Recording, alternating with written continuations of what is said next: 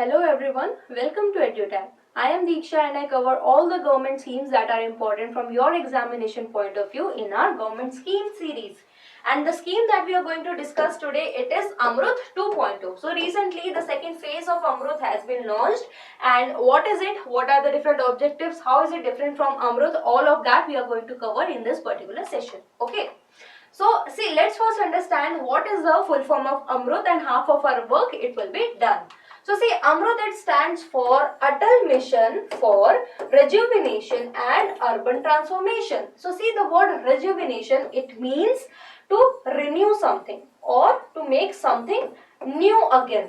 Okay, so this is what this particular word means. So we are talking about urban transformation here. We are focusing on urban areas to make it new, to renew it, to improve it, to make it environmentally sustainable, okay, to make it pollution free and having a good infrastructure and all these things that would be taken care in the Amrut scheme, okay. So see, this scheme, it was launched way back in 2015. However, its second phase has been launched recently in 2021, okay. So this has replaced, there was initially another scheme that used to cater the same goal, that was Jawaharlal Nehru Urban Renewable Mission. So that was the initial scheme that was there, and in 2015 Amrut, it replaced it. Now before understanding all the important key features of 2.0, let's have a brief idea of what Amrut it is all about. Okay, so this is the snippet that I have taken directly from the official website. It says the purpose of Amrut scheme, it is to ensure that every household has access to tap water. Every household has access to tap water. Next is to increase the amenity value. How this will be increased? By developing greenery as well as maintain open space, that is parks. So focusing on infrastructure in the urban areas. Next is to reduce pollution, and how this will be done? By switching to public transportation and also constructing such facilities that is available for the non-motorized transport, that is walking and cycling. And herein we are talking about Jan Andolan as well, because we will include all the citizens, particularly women, in this particular mission. Now here is one catch that you need to take care of, that is the priority zone of the mission is water supply followed by sewerage, and this term it is known as incrementalism. So what does it mean? It does not mean that rest of the components they are not important, it just means they are of less priority. Our priority is first to supply water to every household and then to take care of the sewerage that is made in the urban areas, okay. Now let's understand the launcher of this scheme, it is 2021, and that of Amrut, that was 2015. So initially the scheme was launched for 5 years, 2015 till 2020, and now in 21 its second phase has been launched, and it falls under the Ministry of Housing and Urban Affairs. It is very easy to remember because we are focusing on urban areas over here, right? So Ministry of Housing and Urban Affairs will be taking care of that. Now let's understand the aim. So see, the aim herein, that is to make around 4,700 town and cities water secure. So what does it mean? See, in our first phase we focused on 500 Amrut cities that have been selected, but now we are saying that in all the 4,700 town cities all will be water secure. So what does it mean? It means having water availability, or you can say availability of water all the time. There is no scarcity of water. That is what the water secure means. Next is the type of scheme. So it is center sponsored scheme. What are center sponsored schemes? In these kind of schemes, the funds they are shared between the center and the state government, okay. And in center sector scheme, everything it is funded by the central government. So because UTs, union territories, they work directly under central government, that is why 100% funded by the central government. All the functions that would be done or the steps taken under this scheme in UTs, that would be 100% by the central government.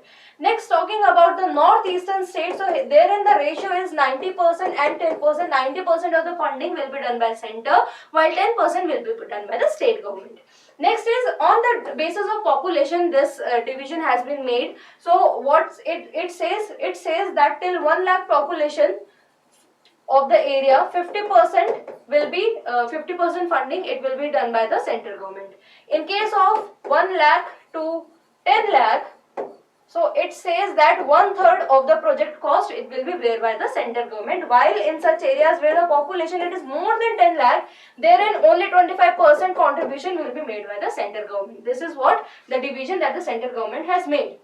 Next is tenure. So from 21-22 it has been started from this financial year and it will be valid till 25-26 financial year. Okay, and total outlay that has been designed for this, it is 2,99,000 crores for Amrut 2.0, and in that the share of central government is 76,760 and rest it will be bear by the state government. Now let's look at what are the different objectives of this scheme are. So first one is to provide 100% coverage of water supply to all the household in 4,700 ULBs. ULB are urban local bodies. Okay, so herein initially we focused on 500 cities, right? Herein now we are saying that 100% water coverage will be done to all the urban local bodies that are there. Next we are talking about 100% coverage of sewerage and septage. Now we are saying that 100% coverage of sewerage and septage it will be done in 500 Amrut cities. Okay, so sewage it is the waste water that is discharged, and sewerage is those pipelines and everything that that take care of the sewage that runs in the urban areas, right? So 100% coverage of sewerage and septage will be done. So septage it is a type of a fecal matter, and so herein we have to cover 500 Amrut cities under this particular Amrut 2.0. Okay. Next is to undertake rejuvenation of water bodies, to rejuvenate the polluted water bodies or that must have now are in bad condition in the urban areas, to rejuvenate that, and also to take care of urban aquifer management. What is an aquifer? So basically it is land, below that we have water table, to some extent we have water table, and this water it is quite pure, this is known as aquifer. So we have to take care of aquifer management also, so that we do not over exploit it to fulfill our needs, and also it is not polluted with all the fertilizers and all the other things, the chemicals that are used in industries and agricultural lands. Okay, and to augment sustainable freshwater supply. Okay. Next is to recycle and reuse the treated wastewater. So first we have to treat the wastewater and recycle and reuse it. And to what extent this particular Amrut it aims? So it aims to cater 20% of the total water needs of the cities and 40% of the industrial demand. What does it mean? That after recycling it, so whatever is the total need of a city is 20% of it will be made available with this treated water, and for whatever be the industrial demand will be 40% of it will be fulfilled with this recycled treated wastewater. Okay. Next is to protect freshwater bodies from getting polluted. Okay, so this is very easy to know and memorize. Okay, next we're talking about key features. So it tells about public private partnership. So it is said that above 1 million population, so 10% of the funding of such infrastructure in all area that would be taken care by, that would be promoted by public private partnership. Okay, promote circular economy of water. What does it mean? See, one thing is that you are using water, it is now, you have used it and it's now not good for consumption, and now it is wasted. What is circular economy means? You have recycled it, you are reusing it. Okay, so it is circular motion that is going on, a cycle that is going on, and that is what this Amrut 2.0 focuses on, for to promote circular economy of water. Next is digital economy. It will be promoted through a paperless mission. So again, do not get confused, because this is not just about water and sewage, it is more than that in Amrut 2.0 aim. So it's in it, digital economy it will be promoted. Next is Payjal Sarvekshan. So Sarvekshan it means survey, or you can say invigilation, that is done.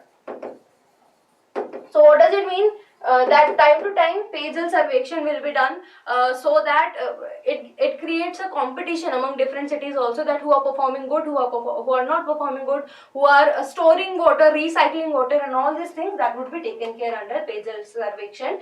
Next is technology submission for water. So global technologies they will be introduced for the saving of water. Okay.